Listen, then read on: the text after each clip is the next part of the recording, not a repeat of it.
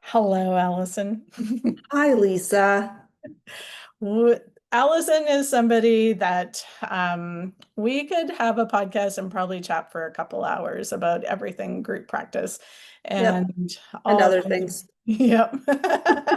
We actually get together and talk once a week and just supporting each other as therapists, group practice owners, and in the support that we give to therapists and group practice owners. But I thought it would be good. We're going to have you on here multiple times. But as the podcast is starting, I thought just get a little picture of who you are, your role as a group practice owner, and how you support people, and just get to know you. One of the things that I want from this podcast is for other group practice owners to know that they're not alone and that leadership looks different for everybody. It's not a one size fits all for everyone. Um, and yeah, we've talked about like there's no cookie cutter approach to any of this, I don't think. Hmm. Having the systems in place, but also we're all so different. So, let's hear a little bit about you. A couple of the questions, how long have you been a therapist? What got you into being a group practice owner? How long has that been going? And then I'll follow up with some questions after that. Sure. Okay. So I've been a therapist in private practice for about 15 years or so. And before that, I've been a social worker for over 30 years. So that kind of is important because working in the community and for agencies, the shift to private practice was easy and difficult at the same time, meaning from a clinical point of view, I had done a lot of hard things in the community. I worked in corrections, domestic violence, all kinds of things that were really helped me strengthen my clinical skills, my documentation skills, just dealing with people skills. And then going into private practice as a social worker, the learning curve of business and therapy or the business of therapy is something that I really had to learn. And I think I still do continue to learn of figuring out how to balance the social worker in me, but also what I call the capitalist social worker in me, and not being unapologetic about earning money. Because I think any of the social workers listening will know that there's this kind of pervasive messaging about private practice and making money and on mental health, etc. And it's really a philosophical or values thing. So that being said, I've been in private practice, never looked back. I love what I do. And then I call myself an accidental group practice owner because I did not get into this with the goal of owning a group practice. Like a lot of people, I started as an associate in a group practice and then just felt that it was time for me to open my own and do things on my own term. And like a lot of people, I'm sure listening, had no idea what that really meant.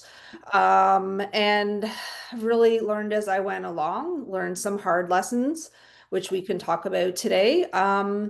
And then now I'm at a place where I feel like I'm kind of describing it in a state of flux with my practice. I'm just in the process of doing some contract negotiations. I had a couple of people leave and have had to decide where I'm at as a group practice owner. It coincided with renting a bigger space. So I'm kind of like, well, I'm here now. But really looking at this time with contracts in terms of how I value myself and my time and energy, and how I can create an environment where it's not just about people coming and doing the usual split and me hoping it works. And, not resenting that I feel like I'm the hardest working person in the place and not feeling appreciated. And again, a lot of the feels that I'm sure a lot of the people listening can appreciate. So Yeah. that's kind of where I'm at in the middle of that. I'm maybe in the home stretch of it. And I still see clients and I still love doing that. So it's always just a process of figuring out ADHD. So figuring out where my time goes and then my energy goes and trying not to run out of racetrack with the multiple balls I have in the air each week. So moderately chaotic, yes, probably for some. I kind of operate at that frequency. Yeah. And again, I think just to finish off that intro piece is just I want to underline the power of connection in this role. Mhm. I do coaching with therapists as well and work with therapists and try to support people in working smarter and not harder, I call it. But the thing I've learned most is like if you say you're alone or feeling lonely as a therapist, you're doing it wrong.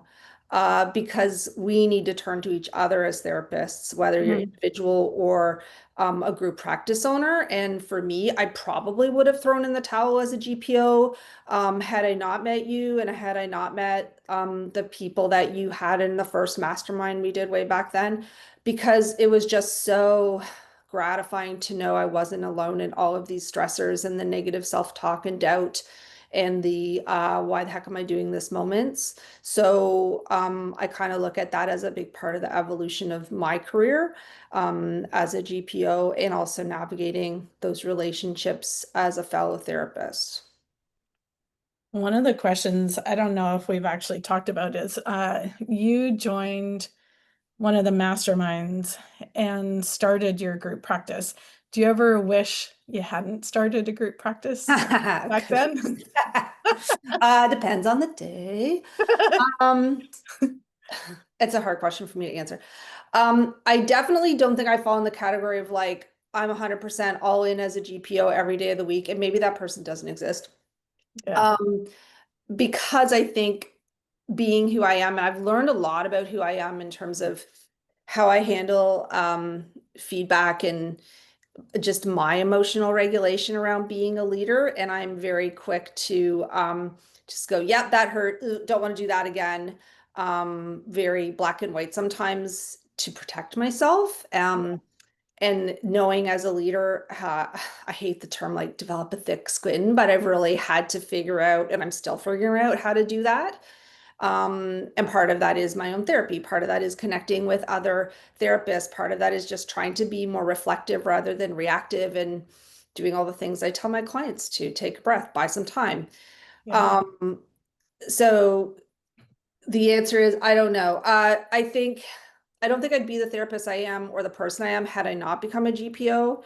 And Okay. I imagine this is what I tell myself. Had I not, I probably would have made my way here somehow anyway, because I would have seen how the therapy landscape has changed so much in the past several years. Yes. When I Yeah. started, like, I mean, being a group practice owner wasn't much of a thing. Like a lot of people were just solo or maybe two or three folks working together, sharing a space. Yeah. So as that's evolved, I think the ambitious part of myself and the, I hate to say it, but competitive part of myself would have went, well, I can do that. Yeah. So I think I probably would have gotten here just through a different path. Okay. When you think about yourself as a leader, how would you describe that role for you? Because I think you like you called yourself an accidental group practice owner, talking about, getting support around you. So now you're in your group practice, you're leading, people are looking for you to you for direction within your practice. And as you're connecting with other people, what's a way that you would describe yourself as a leader? I think that's been an evolution as well. I think I entered this as wanting to be a very collaborative leader, which really is not a leader in that I wanted to like make sure people were happy and the practice met their needs and you know, empathizing with people who were on a similar path that I had been, meaning I'd worked in agency for years and knew I wanted to be in private practice, and I was really afraid to take that leap. Finally did, was happy that I did and never looked back. And I wanted to support other people on that Mm, journey. However, I was really naive in figuring out what that looked like from a business perspective. Well, I didn't even think about what that looked like from a business perspective. yeah. I really looked at things from a clinical satisfaction and helping people perspective, which we know doesn't pay the bills. So I've really, I have had and do have some great people on my team, but I think as I've evolved, I've become far more clear on what the leadership role looks like, meaning I Mm, have to look at what's good for me and not burn out because I've been in that position and not encounter the self-talk around that because I'm an opinionated person. I have no problem leading in the Ooh, context, like I teach a lot, that kind of leading, no problem. It's more when I'm working on finding that balance about being respectful and collaborative, but also having to deliver hard messages or having to come up against something that, I didn't think there'd be opposition to this concept, and there is. How do I deal with that? yeah, Plus all the emotions that come with that. So, really learning how to kind of quote unquote own being a leader, it has been and is a something I'm always cognizant of, because being a leader of a practice is very different than being a leader in other areas of your life. yeah. I like how you said earlier too, like it's being a group practice owner has changed how you show up as a therapist, how you show up as a leader, and the person that you are when you start a group practice is not the person you are 2 years down the road or 3 years down the road. You change, you learn what works for you and what doesn't work for you. And I think even as we have walked along that path, seeing you step into, okay, so how does this business work for me? And not in a selfish way, but if it's not working for me, I'm not showing up the way that I want to as a leader, which is not what you started out. You said you started out like all the, for lack of a better word, altruism. Let's support people, clients, and therapists. But if I'm burnt out, I can't do that. So you've Mhm. had to grow and change along the way. And that's been the hardest part because I think I've had some really, really difficult relationship ruptures and trust issues and feeling like people don't appreciate how much I sacrifice Yeah. in my own life. And again, I mean, you don't expect people to get it, but when you feel like, the messaging is misconstrued or you're not feeling appreciated or asks that feel really out to lunch, or that your messaging for some reason or another isn't clear, those are the things that are just really, really tough, that do have an impact on all parts of your life. Yeah. Meaning my family, just balance, i.e., last night I got home an hour later than I had projected. My team and my clients, like I really have to, as a professional, step aside from some of those emotional pieces of the GPO hat and then put on the therapist hat, Yeah. which 9 times out of 10 I find is really, that's probably the easiest thing because that is like not about me, it's my professionalism. But Mm. it's those more quiet moments. Try not to wake up at 2 a.m. and think about these things, or, in the car, driving home, like just, I think therapists themselves are pretty good ruminators, because we try to do that in a good way for our clients. But with our own stuff, we tend to be, in my small sample size of therapists I know, self-critical. So that's a taxing part of the work. And then when you have um, issues with relationships and trust being violated, I've gone down some pretty dark Mm. roads with that kind of stuff. Yeah. One of the things that I think I have appreciated about you, and we've been chatting for what, 7 or 8 years, as colleagues and grown into friends, but just as we're talking with each other, as we're doing retreats, as you're sharing your passion, is just about keeping it real. That this is a really cool role to have as a group practice owner or as a therapist, and there's so many good things about it, but it's not all a bed of roses.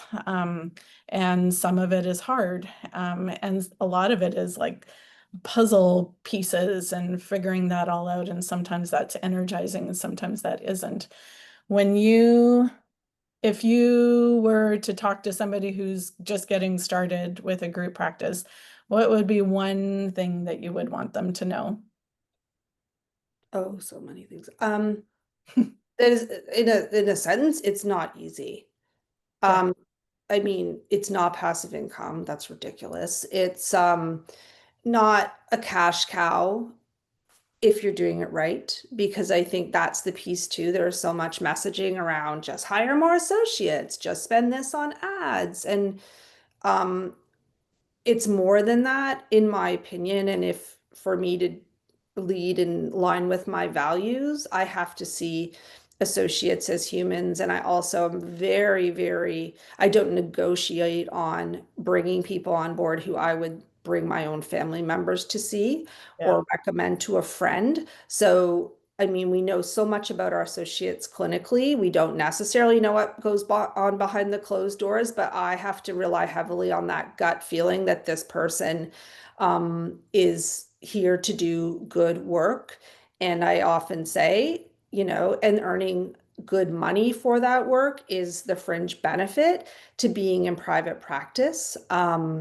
And that to me is it's just a non-negotiable thing that has to guide me, and guide me in my own work, both as a clinician and as a leader. Yeah. Just keeping an eye on time here because you and I have a time limit. We could, like I said, we could keep chatting forever.